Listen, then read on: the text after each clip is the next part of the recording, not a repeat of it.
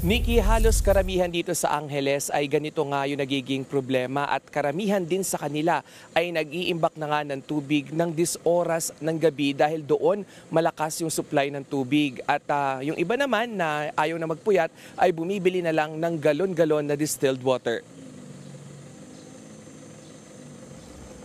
Tubig is life lalo na ngayong tag-init, pero paano kung mistulang burak ang inilalabas ng inyong gripo? Ang viral video na yan dito sa Barangay Kuwayan sa Angeles City, Pampanga. Sa video ng residenteng si Lala Kaligagan, makikitang malakas man ang tubig sa gripo, kulay itim naman ang lumalabas dito. Sa kapitbarangay nila Lala na Anunas, tuloy ang problema sa supply ng tubig. Alas 12 na ng tanghali, tambak pa rin sa lababo ang pinagkainan kagabi nila Nanay Pirma. Doble gastos din si Nanay Pirma dahil pati tubig na gagamitin sa pangluto, kanilang binibili. Konsumido na rin ang residenteng si Josie sa supply ng kanilang tubig dahil 5 araw nang nakatambak ang kanyang labahin kakahintay sa malakas na supply nito. Ang malaihi nga raw na patak ng kanilang gripo ay tiyak na aabutin siya ng siyam-siyam sa paglalaba. Kaya naman inilapit na ng News 5 ang problema sa pamunuan ng Prime Water. Pero hanggang ngayon, uhaw pa rin ang mga residente sa kanilang tugon.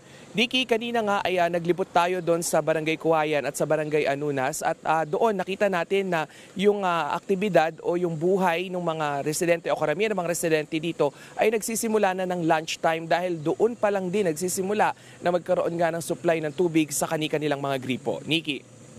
Rainiel, ipaalala mo naman sa amin, gaano na ba katagal itong problema ng mga customer ng Prime Water sa kanilang supply ng tubig at kung meron ding mga maitutulong yung mga LGU kahit pansamantala lang?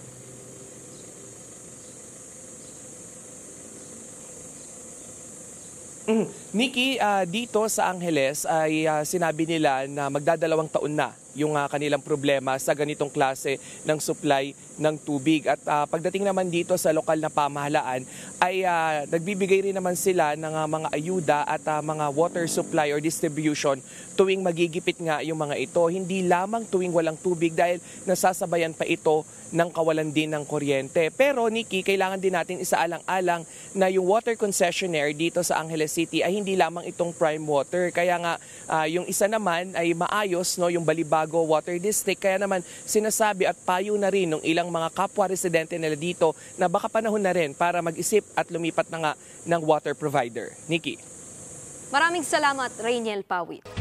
Mga kapatid, Nikki de Guzman po. Iba na ang may alam at may pakialam sa panahon ngayon. Para sa tuloy-tuloy na balitaan sa Frontline kahit weekend, mag-follow at mag-subscribe sa social media pages ng News 5.